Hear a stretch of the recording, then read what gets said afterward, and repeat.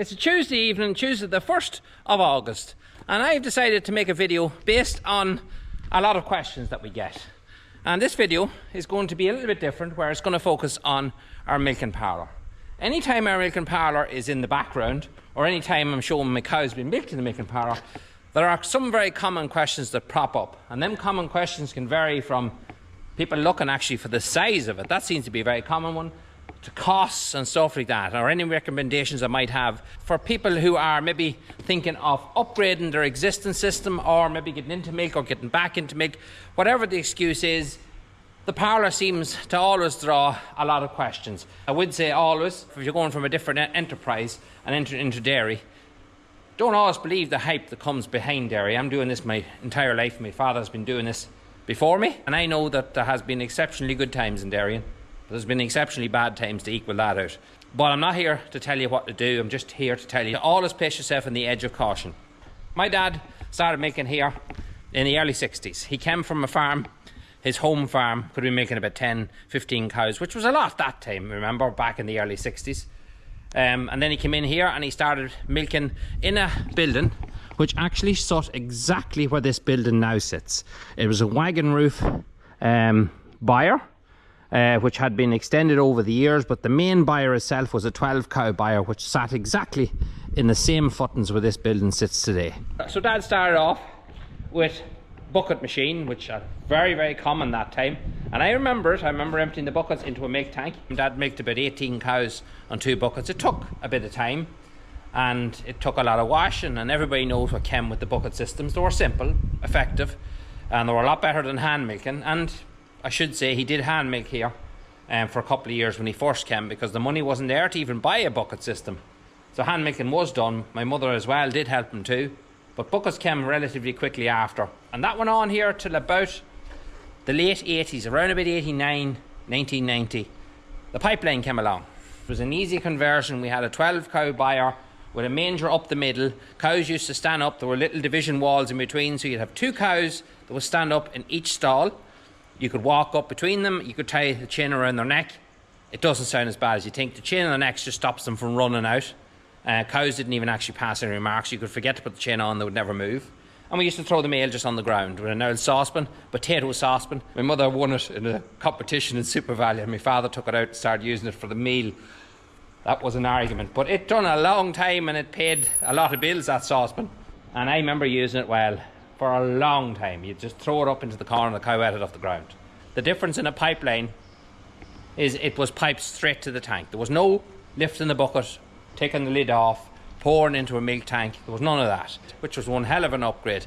We started off at 4, I increased it to 5, and then eventually we went full hog. We had the 6 mangers, we went to 6 a time. So I milked in that whole byre for a long time. I used to milk in the mornings before I go to school. Evenings after secondary school, I was working in a tyre shop, which was just across the road from the school. So I used to nip across there in my uniform, change my clothes, walk there for 2.5 hours afterwards. But I always liked to get home in time if I could, at 6 o'clock or so, and get a bit of milking done. It was just a nice place to be, and I always enjoyed it. So this parlour then came along in 2008. It was built under a dairy hygiene grant, which was 40%. But at that time, remember, the prices I'm going to give you today when I finish off this video, they'll not be that far off to today's prices, because remember that time we were going into a recession. We're still in a bit of a boom time. The 70% grant that came out, which was a huge thing for slatted sheds and stuff like that, made a lot of people spend a lot of money, and people were putting up sheds for everything. When you get something like that, the one thing that also goes up is the price of material. So we built this at the end of that grant scheme, and it was just coming to the end, so stuff was at its highest price. And the reason for that is because I was doubting what I was going to do. I wasn't certain on anything, and I was changing my mind and then going for it and then changing my mind again. And I was just being careful. That's all it was. Because there was a lot of money being invested, and I had to make sure I get it right. This is an 8-unit herringbone Delaval, or Alpha Valve for the old name, milking parlour. One thing you will notice if you're following the channel is how simple it is. There is next to no electronics in this parlour. Everything you see is more or less manual. It's running on vacuum, and the only thing in this entire parlour that has any electronics in it is these regulators here, and which are very simple as it is. And you can see there, Alpha Valve is still written in clear writing on them. The reason alpha valve is written on that is because almost 50 to 60%, or maybe a little more, 70% actually, of this Parlour was second hand. One of the things I had to do was start pricing around for different bits and pieces, and I'd done that about 3 or 4 years beforehand. I went out trying to gather up good quality second hand parts that I could use in a new Parlour. Lucky enough, a friend of mine said his father was selling up his Parlour, and the father was retiring, he wasn't taking up the milking, and the milking Parlour was for sale. So we made an agreement of €1,100 at the time to buy this Parlour off him. And in that Parlour, we're going to go through all the bits and pieces that we got. So all of these shells, claw pieces, these uprights here, these switches, these regulators, some of the plastic piping, all of the galvanized piping that makes up this frame here. All of that came from that milking Parlour. The jars were already took. Someone had been there before me and took the jars. Jars were gone, so we got the new jars, hence the reason it changed to the new name, Delaval. Another thing we did get with it was the whole entire frame of the Parlour, but it wasn't in good style. It was in a long time, and it wasn't worth putting into a Parlour, which I hope to make for, well, for a long time, and do me for a long time. So all of the framework was all brand new. We got a full set of mangers with it as well. The only thing that was wrong with the mangers, and I didn't really want them, was that there were the older galvanized trots that was in them, and the trots, the bottom of them were actually starting to rot out. Could have mended them, could have done a bit of work on them, but I decided there weren't massive money at the time. It just said when it's meal related and cows are going to be licking at it constantly, I decided to go with new mangers. So new mangers was something we fitted, although we did make use of the old ones. As you can see on the opening gates here, there is no hydraulic openings. It is just literally pull it with your hand, close it, job done. Our backing bars are exactly the same. Simple. Slides up and down. Another thing that I done was I drilled a couple of holes along here, so if you want to keep a cow up a little bit further, or she's got too much room, you just get this little key here, find the hole, drop it in, and she can't move back. Believe it or not, that little key has been such a blessing. Small little job, but it made such a difference. So our milk pump, second hand, this isn't actually a cover. There was no cover on the one we got it. That is a 5-gallon drum cut in half, which keeps it clean, keeps the splashes off it, does the job. These jars here were second hand, and all of the stainless steel fittings that comes up here and into that were also second hand. When it came to feeders, we had different options we looked at, batch feeders and so on. But one thing I was definitely going to buy was these attachment feeders, because I used to milk it for another guy who had about 130 cows and 2 different milking Parlours, and both of them were very similar to this. One of them was slightly different, where instead of having the ropes, it had a bar that you would pull to the side, pull down, and then move to the other side and pull down. But the whole mechanism inside was more or less the same. The top of it's all galvanized, but everything else is stainless, the down pipes as well. And they haven't ever been touched since the day they went in. All I do in odd time is open these guys here, the inspection thing, and put my hand in, just pull out any lumps that might get caught. We did look at second-hand ones, but every one we looked at were, yeah, a money pit probably to repair and fix up. There wasn't that many milking Parlours for sale that time. There's probably a lot of them now. People are upgrading regular, but that time there wasn't. So that's where we went with these. The auger system was kind of a must.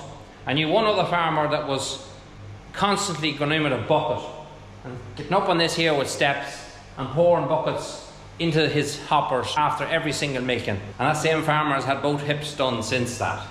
And you know something, it's not worth it. For the price of an auger, if you can get an auger system, put it in. There is a sensor here. It's not really a sensor, it's just a little plastic toggle switch.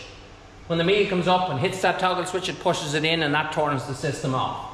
When the meal drops below it, the flap goes back out again, the meal turns on and doesn't turn back off again until it's full. When that was originally put in, it was put on auto.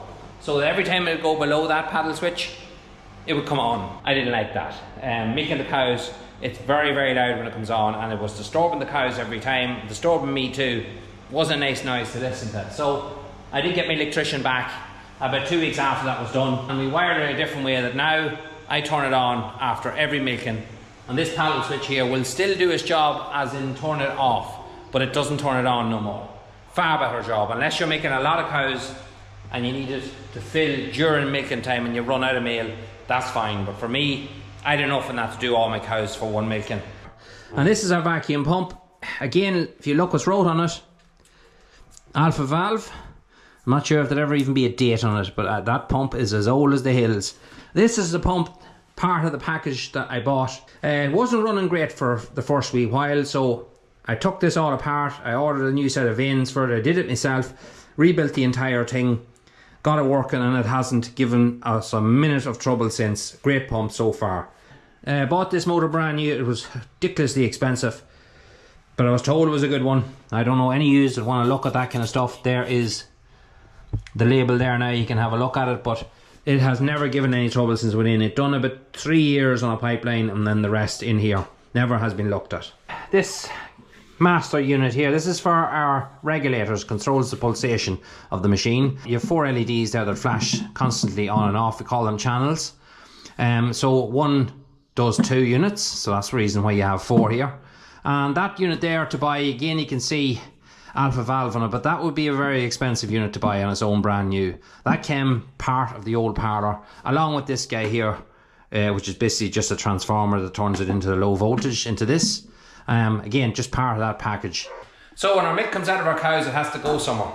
Hence the reason you're looking at our milk tank. This milk tank here is 5,102 litres. That's exactly what's on the label here in front of me. So a tank like this here costs a lot of money. These milk tanks are very, very expensive. When I was building the Parlour, there was no budget for a milk tank.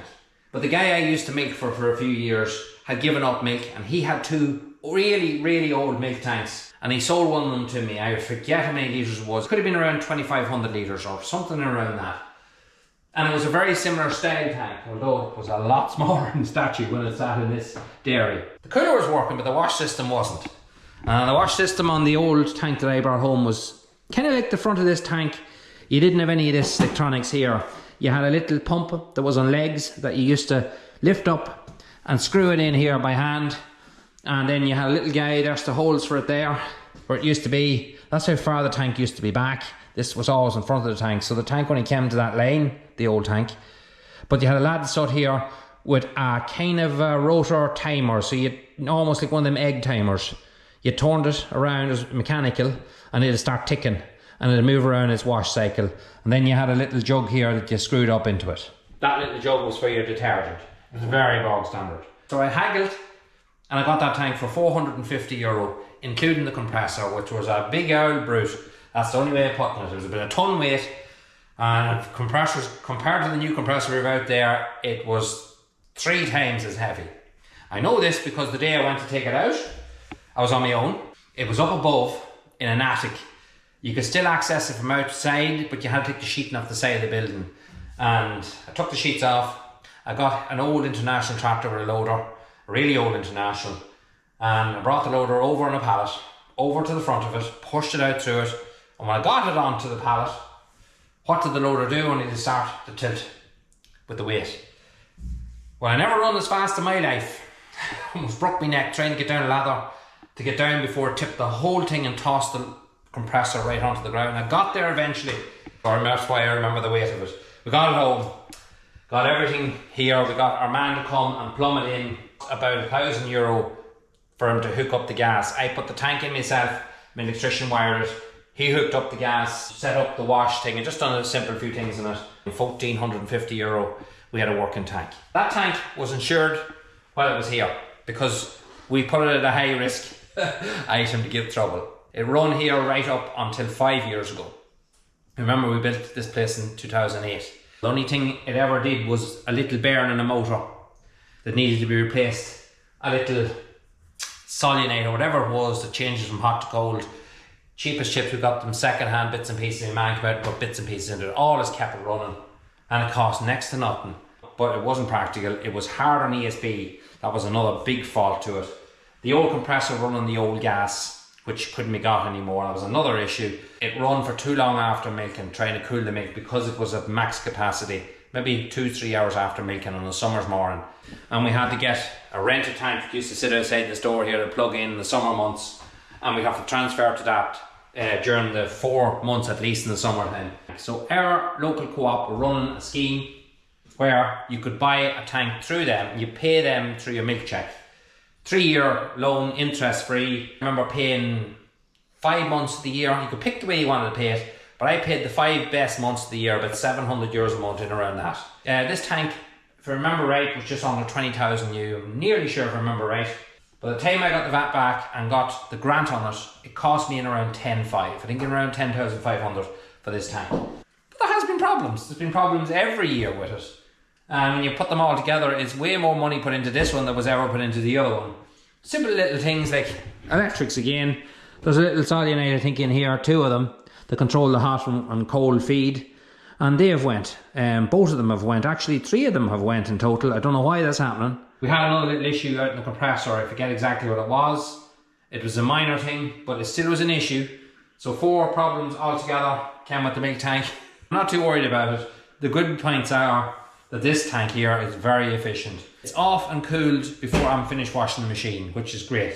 That's a big saving on ESB. So we're coming to our wash trots here. So we got our detergent on that side and we have our clean water on this side. I picked this up at an auction for, I think it was €60 at the time, and got this. Great trot. Another thing our parlour has is an attic above the dairy. Brilliant for just throwing old stuff up. I have a lot of my calf feeders up there. I have a spare vacuum pump as well, actually, a VP76 sitting up there. I have lots of extra shells and bits and pieces and switches and stuff up there as well. They came off the old pipeline. Everything that can be used and has been used as spares on this, a lot of the stuff is up there. I built this little ladder one Sunday morning just to make it easier to get up and down. One thing I will do is put a hoist up there, a little hoist that you can pull so that you can put a basket here on the ground and fill it with the bits and pieces you need. If it's heavy, hoist it up there and then just climb up the ladder and bring them in, because carrying stuff up there is quite awkward. And if it's heavy, you're going up with one hand and it's just not the safest. So we hoist up there sometime will cure that problem. This morning I was on my phone and I knew I had a folder. I always keep the paperwork when we're doing these buildings. I had a piece of paper somewhere with all the prices written out by hand, and I found it. And I took a screenshot of it here on my phone. I'm going to go through it now really quickly. So the prices I'm going to give you are minus VAT. There's no point in me adding the VAT onto it because I got the VAT back on this building. You can calculate the VAT yourself and work from there. So all these prices I'm giving you are without VAT included. The structure itself, which includes the entire building, the floors, pit, all the structural aspects of this building, cost us €36,718. Our milking machine, the bits we use, cost us €1,100. The jars and everything we had to add on to it, which, believe it or not, there's still a lot of piping, a lot of fitting and time as well. It took about a week for the guys to fit in 3 buys here full time for a week to fit the whole thing and get it running. And that came in at €18,650. The original quote that we got for this building was €29,500. And that's what we would have had to spend on it if we hadn't used €1,100 that we bought the old bits and pieces. So you can work that figure out yourself. It was quite a significant saving. Electrics was €2,200. The plumbing was €250. There's very little plumbing in here. The meal system was €4,500. That included bin and the auger system. Fitting the tank was €882. I said 1,000 in there, that was with VAT included. So it was €882 plus the VAT. A bit of digger work, not very much, just to level the old byre and get it drew away. That worked out at about €741. Say about €1,000 more in reality. That didn't include 2 lorries that drew away a lot of the rubble that we had here for a site that was being filled nearby. So that grand total brought everything to €58,941. And then minus the 40% grant gave us a grand total of €23,576. That's what it cost to build this milking parlour. And that's what I was out of pocket. When grant and VAT was back and everything was done, that's the figure. So you can work on that. That's giving you it as straight can be, and hopefully answers all the questions you have. Any use that are talking about sizes and different pieces like that, I'm going to put up a little clip now just showing you the actual plans of the building. That might help you along the line. You can copy it or do whatever you like, but that is the plans. I'll show you them now. So here is the plans, original plans of our milking parlour. And you want to get the old pen out, you can take a screenshot of that.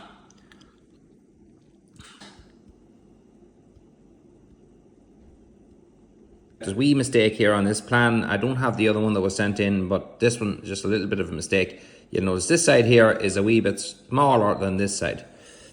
Just a wee hiccup on the plans, but we sorted it out after. I spotted it quick enough, but that's just in case any of you sharp eyes see it. But it gives you the general gist of it at the same time. This is where we milked our cows. We got the old mangers that we had. They were very same as the ones that are in there. And you can see little holes here in this wall. There's another, up here, another, another, and so on the whole way up. I installed 8 mangers across here.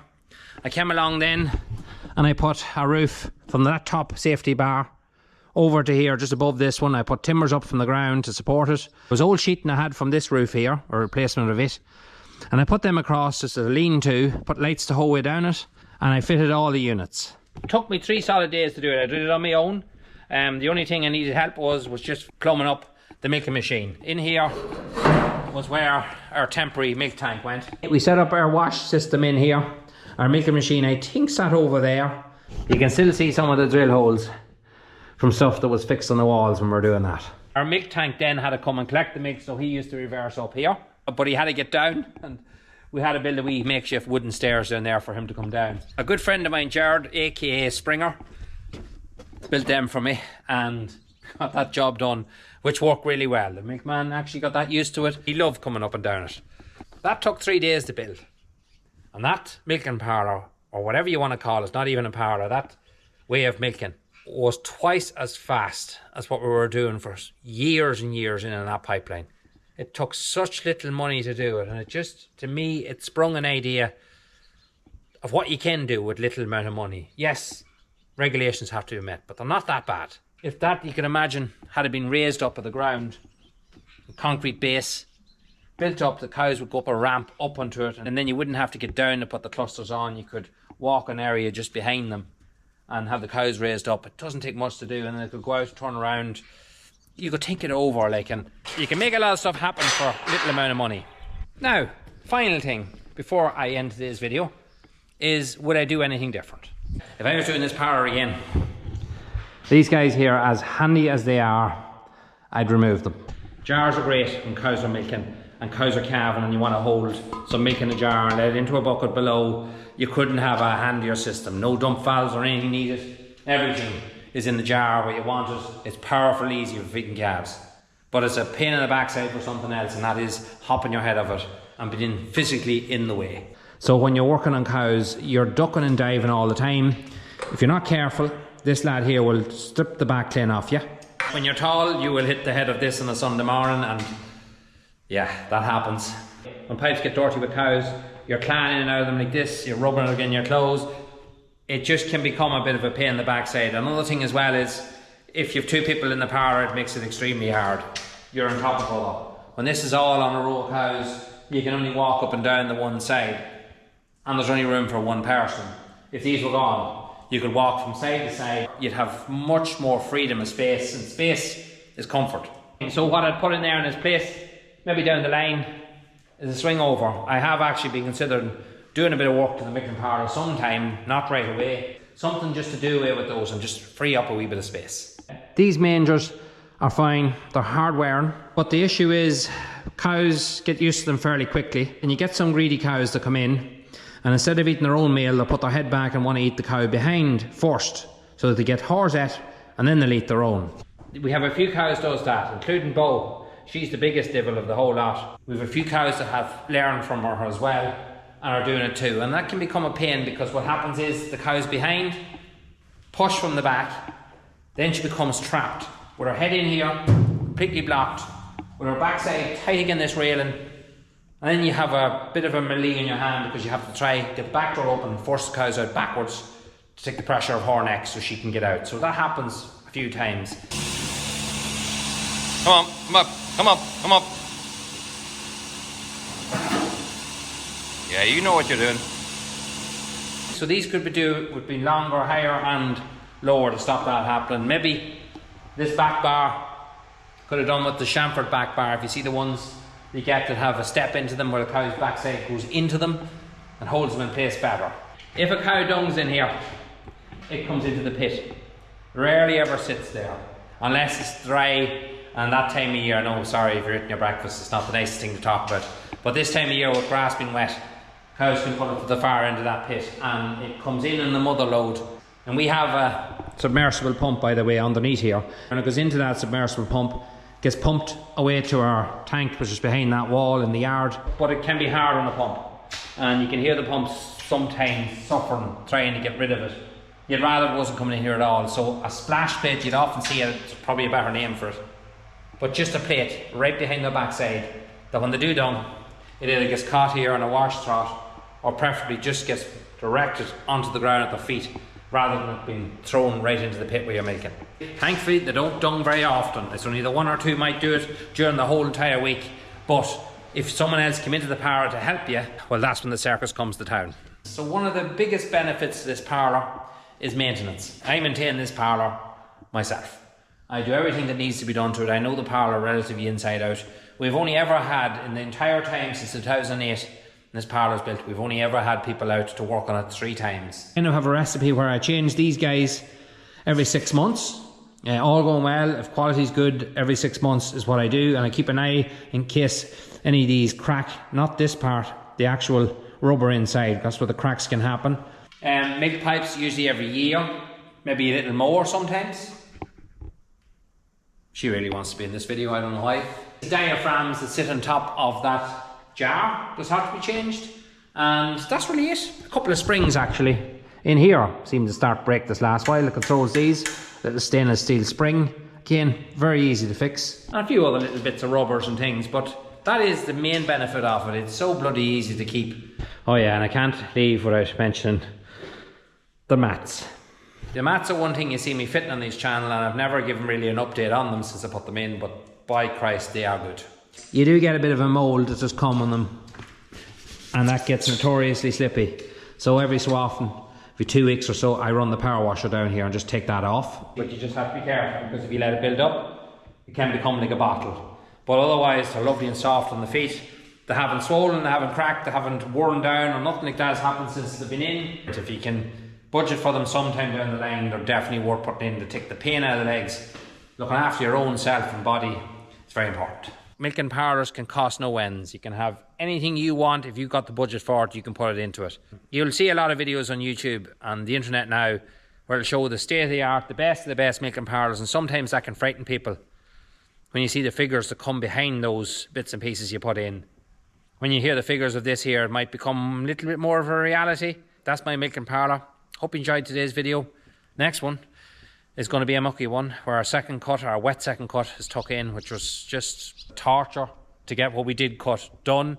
But you'll see all that, and in the middle of the night at it as well, which didn't help. But you'll see all that in the next video. We've other stuff coming out as well. We're going to visit a farm to do a bit of a tour on that. And I just have to get the time to go, but I will. I'm looking forward to it. Anyway guys, thanks for watching. See you next one.